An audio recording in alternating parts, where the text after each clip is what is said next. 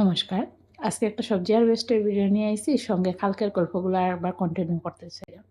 তো কালকে যে গল্পটা হইছে যে আমার বাগান করার কিছু উদ্দেশ্য। তো উদ্দেশ্য তো প্রথমত আমার শখ। ২ নম্বর হইছে গিয়া শ্বশুরবাড়িতে আইয়া এখানে বাগানে আবার মনোনিবেশ করছি।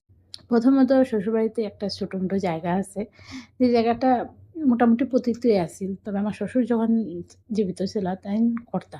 তাইন টুকটাক অনেক সবজি করতা। তাইন খুব ভালোই সবজি ফলাইতা। তখন আমি এত ইন্টারেস্ট মানে আমি কোনোদিনও মানে এতটা দেখাই নাই। বাট তানের সঙ্গে টুকটাক যা সাহায্য করবা টুকটাক করতাম। এতটা করি নাই, তাইনই করছে। যখন তাইন অসুস্থ হইলা তারপরে থেকে আস্তে, আস্তে তাইনও বন্ধ করে দিছেন। এরপরে তো তাইন মারা গেছেন আর করা হইছে না। তাইন মারা যাওয়ার পরে আমার মনে হইলো জায়গাটা এমনিই পড়ে রইছে আর আমি আবার করি। আর তখন আমি পোস্টপার্টাম ডিপ্রেশনে আসলাম।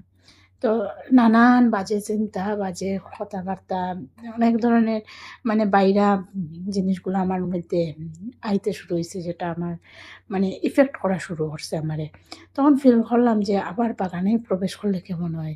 আমার নিজের মধ্যে নিজের মানে মাইন্ডটারে আমি মানে রিল্যাক্স করতে পারি আর দেখলাম। তখন টুকটাক ২-১ টা গাছ লাগাইয়া দেখলাম সত্যি আমি খুব মানে নিজেরে ফ্রেশ ফিল করি আর দিন শেষে মানে আমি নিজের কাছে একদম ফ্রেশ হইয়া বাইর হইতে পারি। সেই থেকে আমি ভাবলাম না, এখন একটা নতুন করিয়া বাগানের লগে শুরু করা দরকার। যখন আমার ছেলে আস্তে, আস্তে বড় হওয়া শুরু হইলো তখন মনে করলাম না, এখন ছেলের লাগেই করতে লাগবো। কারণ ছেলে শিখতে লাগবো।